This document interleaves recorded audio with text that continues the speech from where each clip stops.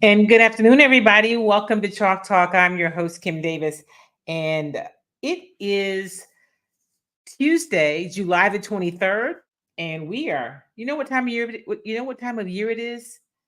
It is football season. Okay, so it's training camp, right? But it's close enough. So, whoops! I am super excited. And thank you guys for being flexible. I mentioned a week or two ago that the times were going to be different for Chalk Talk. Let me just clean this lens for a second because it looks blurry. Don't go anywhere. Okay, that's better because of training camp. And so I would give you guys a heads up about when we will have the Chalk Talk shows. So thank you for your flexibility this week. I think next week we're going to have Chalk Talk on Wednesday, but as I did this week, I will give you some advance notice and also may have a guest next week. But this week there's been so much to get to because today was day 5 of training camp for the Houston Texans. They went full pads. They went pads today for the first time. And if you're going, well, what's the difference? I mean, well, now they can hit each other, right? Not that there's, a lot of tackling or that kind of thing, but they can hit each other. The intensity maybe creeps up a little bit, and it's like it gets real once they put their pads on. So I'm going to let you hear from head coach DeMeco Ryans and a few players and share a few observations about what I've seen so far with the Houston Texans in training camp. I've been giving you updates each day, but today I'm going to let you also hear from some of the players. A few things I'm working on just so that you can, be on the lookout. I'm doing and you'll hear from Kenyon Green today, but I'm going to do something a little more in depth on Kenyon Green, even beyond. I'm showing you a lengthier interview with him today, just because I'm really curious about how he makes out this season and really pulling for him. I really am a young player drafted in the first round in 2022. Had a rough rookie season, right? He faced some of the best guards in the league, interior linemen in the league, and he had a rough rookie season last year. Battled some injuries, ended up sitting out the entire season, just trying to get healthy. And he came back this year, and he looks like a different kid, a different young man. I mean, not call him a kid. And so I'm really, I pull for all of them, but you're pulling for him to have success.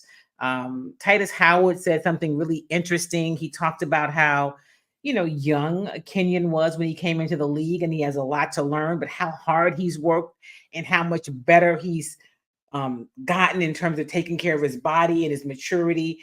And he said, you've got to think about it. Kenyon is still younger than some of the rookies. So he's a young guy with a lot to learn, and he's been putting in the work. So he couldn't be surrounded with better people, right?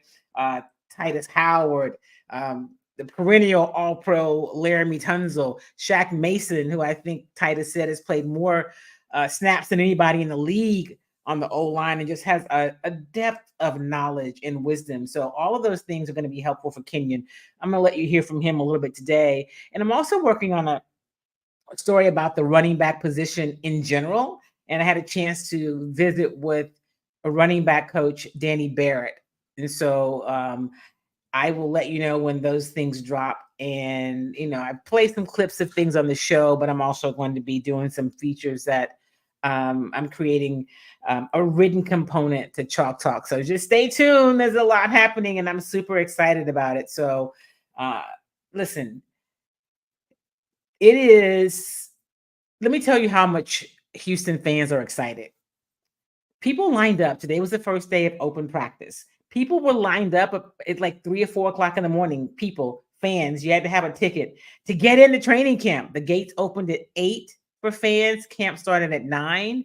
And so if you had a general admission ticket, there were general, admission seats.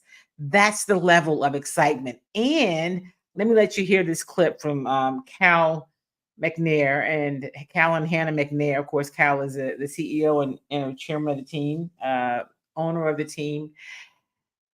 And so we got a chance to talk to them a little bit today.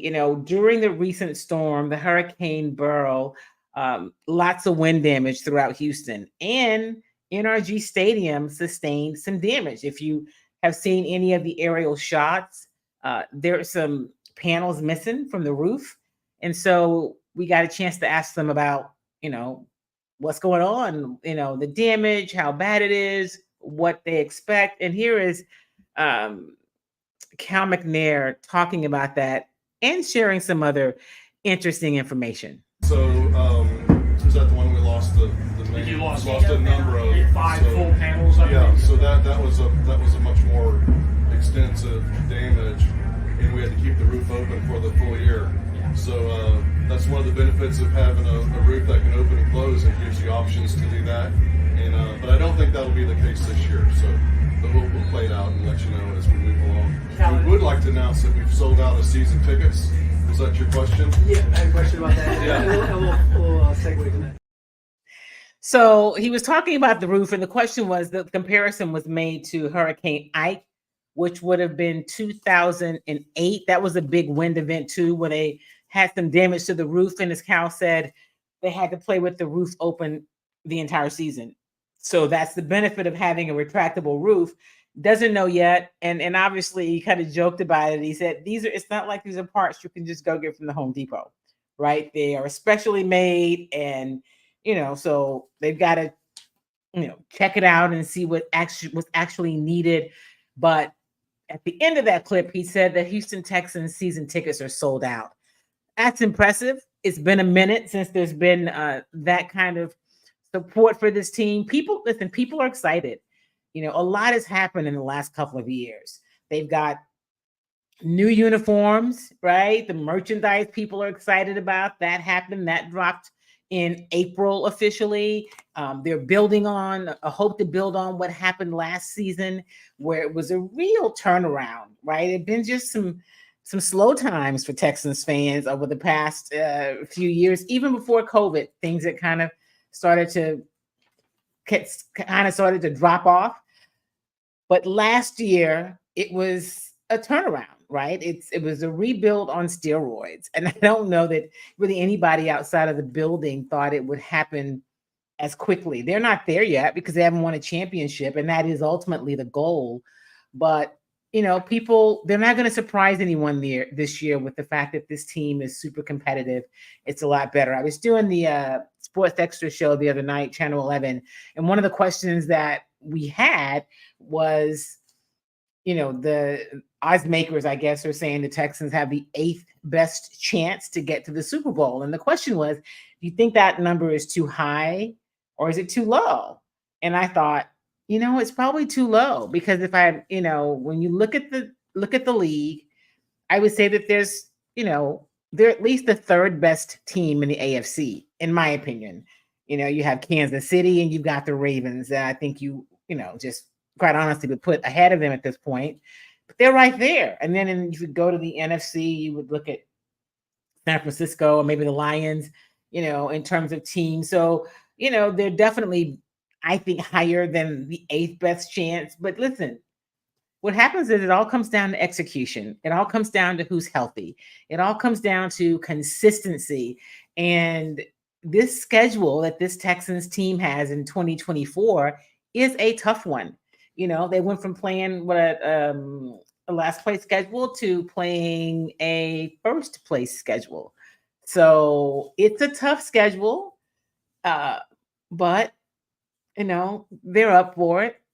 The one part of the schedule that has me kind of going, I don't know about that part. It's that stretch in December where they have 3 games in 10 days where they're playing the Chiefs, the Cowboys, or the Cowboys, the Chiefs, and the Ravens, right? Through those days. They have a Saturday game against the Chiefs. They have a Monday night game. And I can be saying it backwards, against I can just pull it up, against the Cowboys. And they play Christmas Day against the Ravens. But Christmas is on a Wednesday. So let me pull the schedule up so I can give you the actual dates. But the schedule is what it is, right? Talk about playing the hand you're dealt. That's the hand. And so as the team gets better, and they're on national television more, all of that comes, it all comes with something. So here's the stretch I'm talking about. It's in December, Well, it starts in November, actually. No. Where am I? I had it wrong. Sunday, Saturday. Okay. This is the stretch. Week 15, 16, and 17. So they play the Dolphins at home on December 15th, which is a Sunday.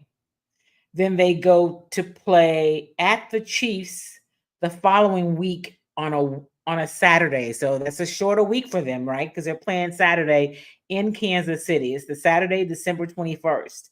Then they come back home to play the Ravens on Christmas Day, which is a Wednesday. So they play Sunday, Saturday, and then Wednesday.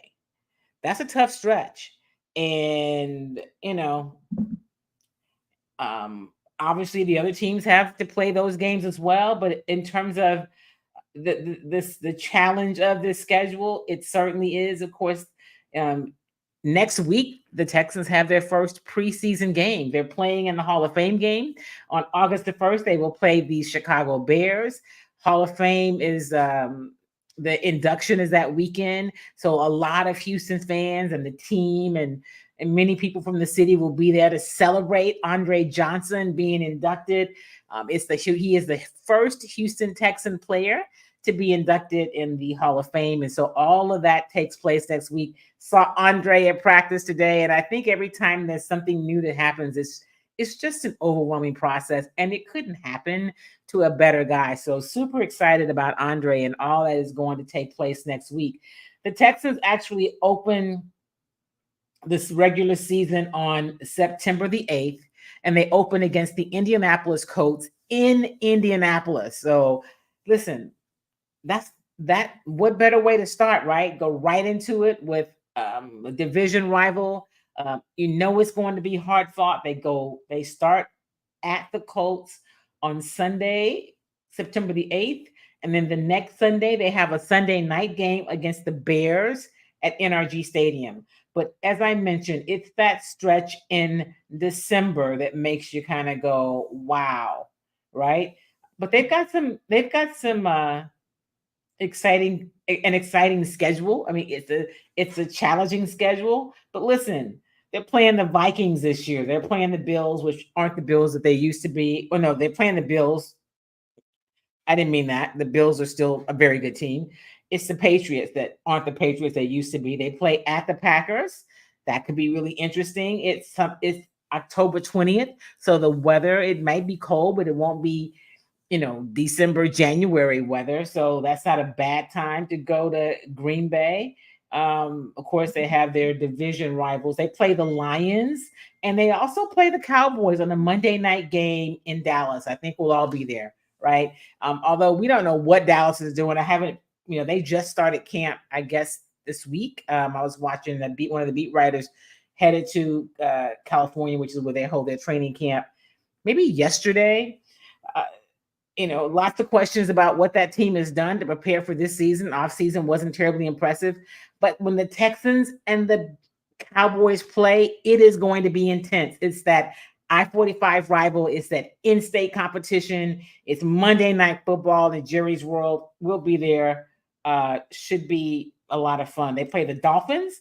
Of course, they play the Chiefs. I mentioned that because they go to the Chiefs on the Saturday before Christmas. And on Christmas Day, they're playing the Ravens at home. So the schedule is a beast. But this team has really, taken some steps to continue to get better in terms of what Nick Caserio has done for this team in the offseason, building the roster, fortifying some areas that they needed to really shore up. I mean, they're going for championship, right? They're going for not just, we're going to get a little better. And you've never, you don't hear them say like quantifying in terms of number of wins, but clearly they are, they're planning to win it all. And so we shall see how that works out. As I mentioned, day 5 of Texans training camp is in the books. First day of them being in pads. And here is head coach DeMeco Ryans just talking about the way the practices have been competitive even before they went to pads. But that is the competition is something that he wants and that he is glad to see and that he encourages. Here's head coach DeMeco Ryans. That's what we're about as a team. I preach competitive enthusiasm. That's everybody showing up, giving their best effort every single play. And when guys show up that way, it makes everyone else better. And that's what training camp is all about, man. When you talk about iron sharpening iron, guys making each other better, is how are you finishing with the ball, right? As a receiver, as a back, like, are you finishing to make the defenders better? Defenders, how are you finishing? Are you finishing on the ball? Are you finishing in a physical manner to make sure they feel the contact and they know what it's like? You know, with all our guys playing that way, and Diggs, he's competitive, but we have a team full of guys who are very competitive, and it shows every day that we're out here at practice. And I love to see it, right? You can talk about it. But when guys like Diggs, they show up and they put it to action on the field, that's what it's all about. Take a couple more. All good? All good. Yeah, it was a good day today. You know, there was a lot of rain. I did Fox this morning, and it was, you know, in the rain, right, with an umbrella, pouring down raining. But by the time camp was ready to start, you know, it had cleared up. We had a little bit of sprinkles here and there, but not bad, you know, because we know what this weather can be. We had lots of 100-degree temperature days last year during camp. And I know that those are probably coming, right? That we still have to get through the end of July, and then we'll be in August. But you know, it hasn't been awful. So you heard DeMeco talk about Stefon Diggs, who has looked really good, you know. And, you know, we talked about this offensive, this receiving core and the depth of the receivers, right? There's Stefon Diggs, there's Nico Collins, there's Tank Dell, there's Noah Brown, there's Robert Woods, there's Xavier Hutchinson, there's Steve Sims, there's John Mechie III, and this is in no order, right? But this receiving room is talented and it's deep. So, you know, they're going to have to make some tough decisions about who is on this final roster. But one of the guys that we know will be on there is Stefon Diggs. And, you know, of course, the media types like to talk about, you know, who's going to be, you know, the number one receiver, you know, and I don't know that you're going to ever really hear an answer from DeMeco Ryans or offensive coordinator Bobby Slowick about that. You know, they're going to, you know, use the players the way they see fit, you know, matchup, situational in terms of game plan and all that.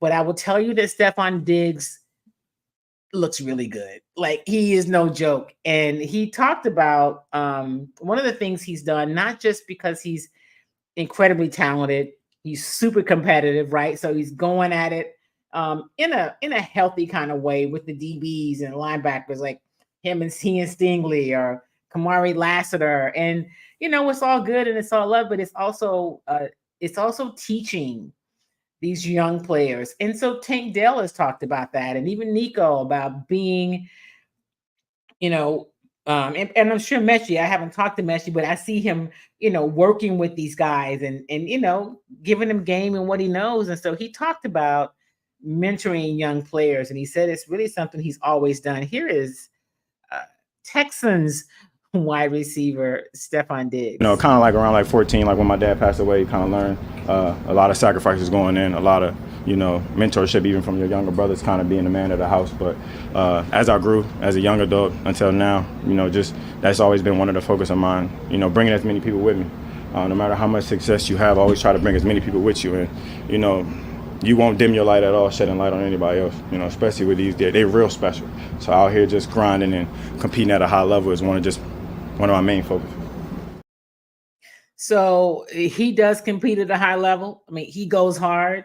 He has not had a vet day yet. You know, you will see players get days off from time to time where, you know, they're really, one of the things DeMeco said is, you know, they work really well with their performance team, their sports performance team, which does the work of like tracking the guys, their bodies, making sure that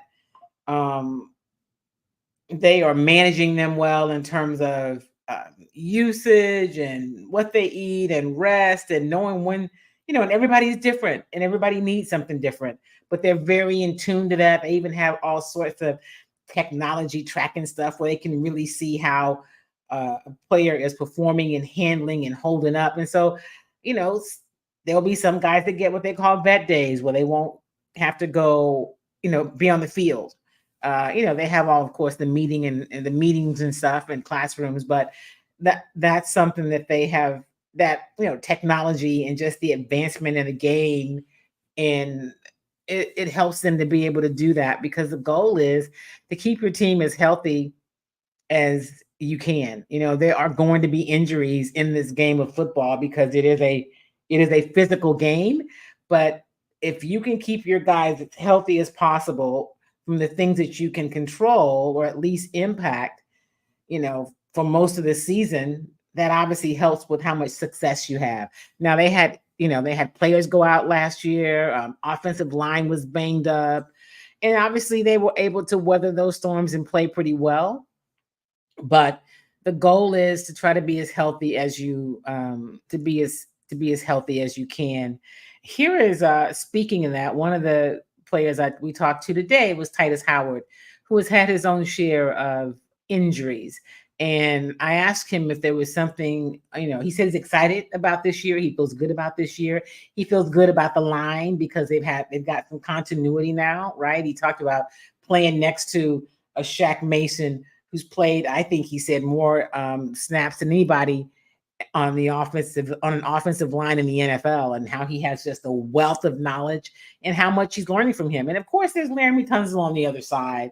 And then you've got some other young guys, and just how that is going to be much more productive for them this year to be healthy and have some continuity. But I did ask him about if there was anything that he has done differently approaching this season, and from the off season. And here's Titus talking about really his off season. I rehab from November all the way up to training camp. I was in rehab. So the biggest thing for me, different areas, just staying on top of all the little things for my body, all the recovery, trying to eat the best I can eat, getting enough sleep, all the little things that's going to help me, because, I got the talent, football comes easy to me. It comes easy to all of us because we've been doing this our whole life. But, it's the little things that you got to take care of off the field that help you on the field, because my biggest problem is that I haven't been able to stay on the field. So I haven't played a full season yet. This is my year. I think I'm going to play a full season, knock on wood. But I'm doing everything I can do to stay healthy and perform the best I can perform. And I'm feeling good, and I'm going to play great. He said, I'm feeling good. I'm going to play great. And I tell you, yeah, there's a whole lot of people that hope that is the case. And, he said it. He has not had an entire season yet where he, wasn't injured. And so I'm always curious. I like to talk to the guys and ask them, what they do differently, right? If injuries have been a problem for you, how did you approach this offseason differently? So we talked about some of those things. Or if you had struggles in the previous year, what have you done differently to approach it? And so Jalen Petrie shared some things about what he's done differently. I'll let you hear from him, not today, but in other things coming up. But I do want to let you hear from Kenyon Green. I talked about him earlier in the show, how, head coach DeMeco Ryans has said, listen, he's done everything that we've asked him to do. And he looks like a football player, right? And that's not being, dismissive or anything, but he's, he looks different. He looks trimmer and he looks lighter on his feet. And, so the word that Coach Ryan said was he is available. And so now we can see what's up, right? So I got a chance to talk to him, doing something with Kenyon Green, and I talked to him about just the journey and where he is and what he did this offseason. So here is part of my conversation with Texans offensive guard Kenyon Green out of the great university, Texas A&M University.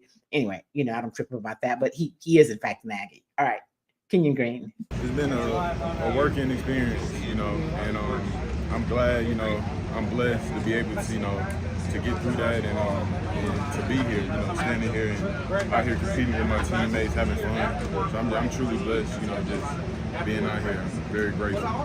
What have you learned about yourself these past couple of years since you got to the league? Right. Just my mindset, having a strong will, and just knowing that, it's going to be okay and continue to push through because it's going to be better days. One of the things that Coach Ryans has said about you, starting OTAs and camp, he said you did everything in the offseason, everything that they asked you to do to get here. What was different about your approach in terms of work this offseason than previous off seasons? Just my mindset, just being more mature, learning how to take care of my body, learning how to, treatment and everything on my own. So, that was a big factor. And then my diet. So, I made sure I was on top of that. Can you tell me about your diet? What's different? What's it like now? Just I got a shelf. So right now I got a shelf. So making sure that I'm eating the right things, continues, make sure I'm fueling my body with the right stuff. So that's the main thing. How different does your body feel this year than like the last 2 years? Very different. I feel light on my feet, explosive. I'm just excited to be out here playing with my team. What do you want to see from yourself this season? Like, what's your? I know it's always a team goal of ultimately winning, but what's your goal? Just continue to get better every day. Not looking too far ahead, not looking back. Just being with my feet on. So that is Kenyon Green. He said, just to get better every day. And, you hear DeMeco Ryans say it all the time. What's the goal, coach? What do you want to see at practice? What do you want to see out of camp? That we get better every day. And some people think, oh, it's just coach speak, but it makes sense, right? It's getting a little bit better every day. Because that's really all you can do. You got to come. Camp is physical. You've been working all off season, the OTAs or mini camps. And now you're in training camp. And the season's around the corner. They have their first preseason game next week, and from then on, it's on until January or, best case scenario, February, if you get to the Super Bowl. So it is getting a little better every day at this point, until you get to where you're preparing for teams and your game planning, it's making sure that, they install, different, plays and offenses and defenses. And we're going to talk some in the coming days about special teams and the new rules, right? Got a chance to obviously talk to special teams coordinator Frank Ross about, some of the rules and some of the stuff you won't really know until you get into the game about how's that going to really play out. But you've got to plan and prepare for it. And so that's all a part of what training camp is, right? It's, preparing for it, training for it, putting in the work, getting in the playbook, all of the above. And, you heard from Stefon Diggs earlier, right? There's a lot of anticipation about how much he will impact this offensive, the team in general, because he's such a competitor, but the offense. And so part of that is building the relationship with the quarterback, CJ Stroud. And so we talked to Stefon today or yesterday when he spoke about how that relationship is coming, right? So here's Stefon Diggs talking about his relationship with quarterback CJ Stroud. It's a work in progress. I'm not going to say everything is perfect, but you see us kind of getting on the same page here and there. And, nothing's going to be perfect. I starve for it. We grind for it. But getting on the same page, play after play, and that communication, that open line of communication, I feel like that's going to really separate it, seeing that we have such a small period of time. But this isn't my first rodeo, and I'm not by no means, can I get that towel? I'm by no means reinventing the wheel. This is the same football we've been playing since we were 5. And 7 is special. I think everybody kind of knows that. I must reiterate it, though, because I see it firsthand, you know what I'm saying, and taking it play after play and building. So it's a work in progress, just to answer your question.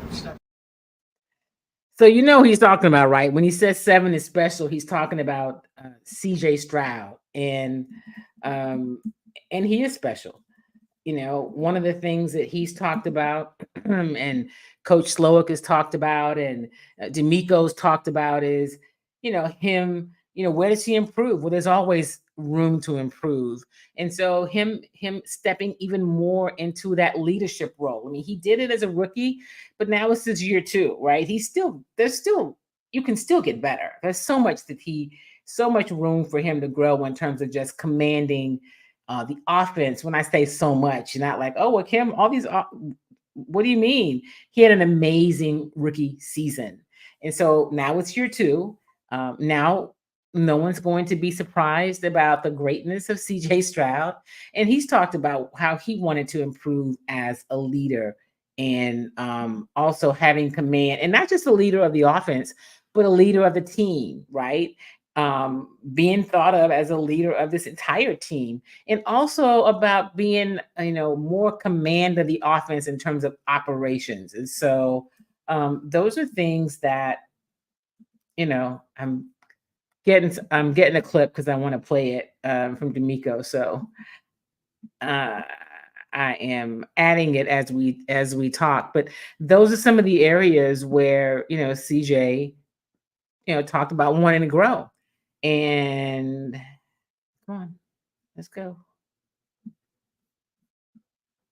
Okay. Let's see here. We'll do it this way. I want to add a clip because I do want to let you hear this. Here's something from Coach Ryans that I did not include earlier. And let me see.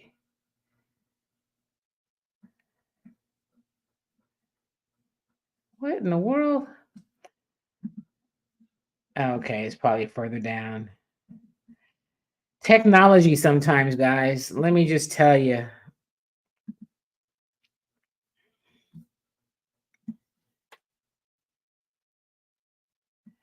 Let me tell you. I think this is, let's see. Okay, this is it.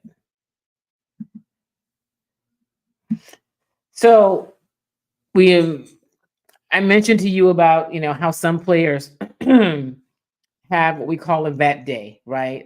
Like today, I think there was Nico Collins did not practice. He was not dressed. John Mechie III did not dress. Another young man that I'm really looking to see how he fares this season, right? He had such a rough start coming into the league, some injuries first, and then the unfortunate bout with leukemia, which he beat. That's a lot on your body, and it's on your body, period. And then when you're playing something so physical like football, and so he's had his first, I guess, full off season where he was healthy and able to do all the things in terms of, working with on his body, doing the off season work with like CJ. You heard CJ talk a lot about Mechie. You heard Tank Dell talk about how great Mechie looks. And so you just really want to see him, succeed, to really get over the hump, and that this is the year that he turns the corner. But here is head coach DeMeco Ryans talking about, sometimes players getting a vet day or just the whole approach to keeping everybody upright as much as possible. Every player is different. Every player is on their own schedule. It's all about us making sure we're taking care of guys and being smart about how we're loading guys. So our sports performance group has done a great job with that load management, making sure we're on top of everything. We track a lot of data. I use a lot of analytics when it comes to players and GPS units and things that we're tracking. So we try to keep a good, we know where our guys are. So you'll see periodically different guys who are in, guys that are limited at practice, just to make sure we're doing everything possible from our end to protect guys and keep them fresh. To protect guys and keep them fresh. I love that, right? It is a long season. It's a very physical game, and protecting the guys and keeping them fresh is always a goal. So we are only in day 5 of training camp. There's a few more weeks until they get down to cut the roster down to 53. Let me think. I have that date on my calendar. I believe it is. So they open the season September the 8th in Indianapolis. And so I think the day that the final cuts are made, is it August 27th? Yes. So August the 27th, the roster is cut to 53, right? So that's the day that they've got to get down to 53. And then they have really 2 weeks, a little less than 2 weeks before the season opener. So there's a lot of time left. And I believe with Nick Caserio, the first day of camp, we get to talk to the general manager, Nick Caserio. And I think what he said was there are 21 practices, right? Because they have days off. Like they were off Sunday. They work Monday today, they'll work tomorrow, and then they're off Thursday. And then they will work Friday, Saturday, and are they working Sunday? Let me check. They will work.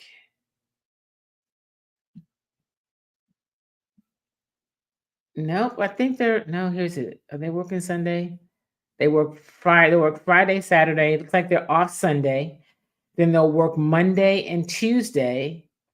I think Wednesday's a travel day.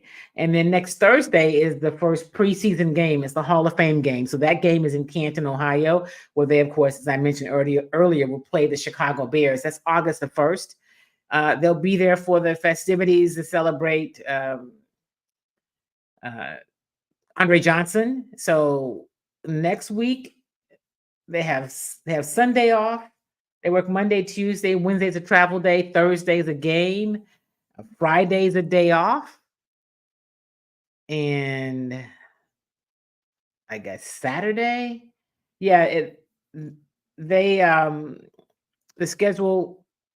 They've got a few days off next week. They've got some extra time off just because of the travel. And then they're going to go to Cleveland and work out in Cleveland, or in Ohio, rather. I said Cleveland, because they have the following week where they have a preseason game on Friday, August the 9th against the Pittsburgh Steelers in Pittsburgh. So they're going to stay up that way and practice and then come back.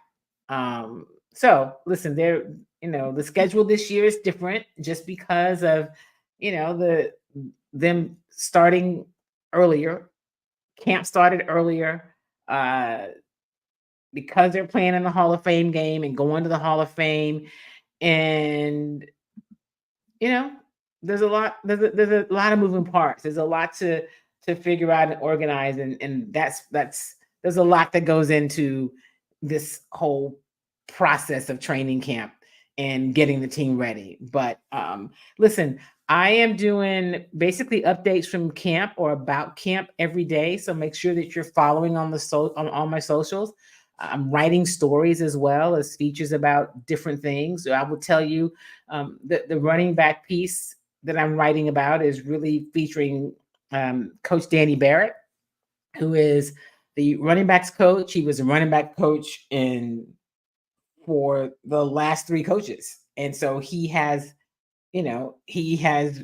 survived, if you will, different coaching changes, just like Frank Ross has.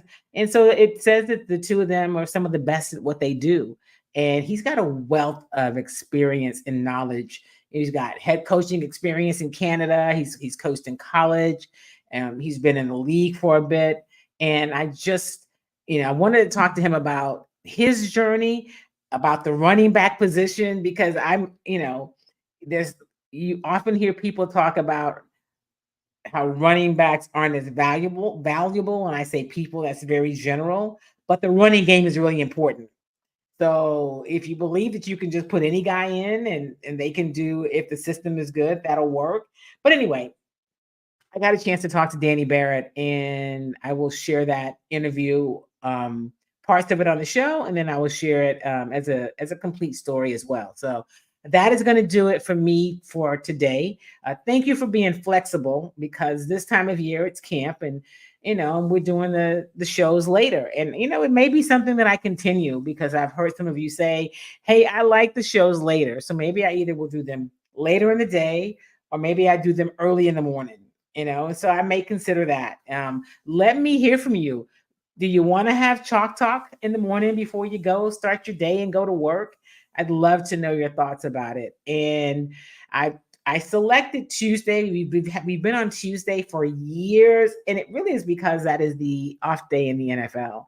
Although we talk about all sports, but it's been on Tuesday for years for that reason. But we could change it, and also looking to add an additional day during the week that we're doing either short updates or entire shows. So a lot that is happening with Chalk Talk. But let me hear from you. You can either inbox me however you're watching the show, or you can send me an email, kim@kimydavis.com, and I will I'll get back with you, and I'll let you know my thoughts. I'd love to know your thoughts about what you enjoy. But when I have these changes in the schedule, many of you say, hey, I'm able to do more live, be a part of more of the live shows when you have them later in the day. So let me know what you think. But in the meantime, listen, make it a great, great day. Remember, if you are not registered to vote, to get registered. Okay. You need to get registered and be informed. Make sure that you understand the policies, and make sure that you understand the people. It is a big election year. It is not just the presidential election. There are races up and down the ballot, and local politics matters, right? Those are your city council people and your school board reps and your county commissioners and your state legislatures. All of that matters, and your governors, depending on what state you're in and what election, what elections are coming up for you this year. But I encourage people, if you follow my show all the time, not just during an election season, to be registered and to be informed, to be educated. And I'm going to do some things to help with that in another platform. Zena Garrison, who's been on this show, one of my best friends, and she, and there are a few others who've always said, you should be helping to educate people about some of the things in terms of just information. And so I'm going to do that. And I'll let you know how and where. Well, I'll do these little updates that are giving some thoughts, not thoughts, information, right? Factual information, because there's not a lot of it out there, so that it can help you and people make informed decisions about the electorate and about the issues. So all of that's happening. And if you follow me, you will know and be a part of it. So again, as always, thank you for being a part of Chalk Talk, being a part of my tribe. I appreciate you. And I look forward to seeing you next week. Follow, and I will tell you when we are. I think I'm going to do the show next Wednesday, because the team is off next Wednesday. I think that's what I decided, because they're traveling. Yeah, they're traveling next Wednesday. So I'm going to do the show next Wednesday, is my thought, because I think that's the case. But I'll let you know if I do it Tuesday evening, or if we do something Wednesday on your lunch break. But whatever you do, remember, do something kind for yourself and do something kind for somebody else. Make it a great week, and I'll see you next time on Chalk Talk. Peace.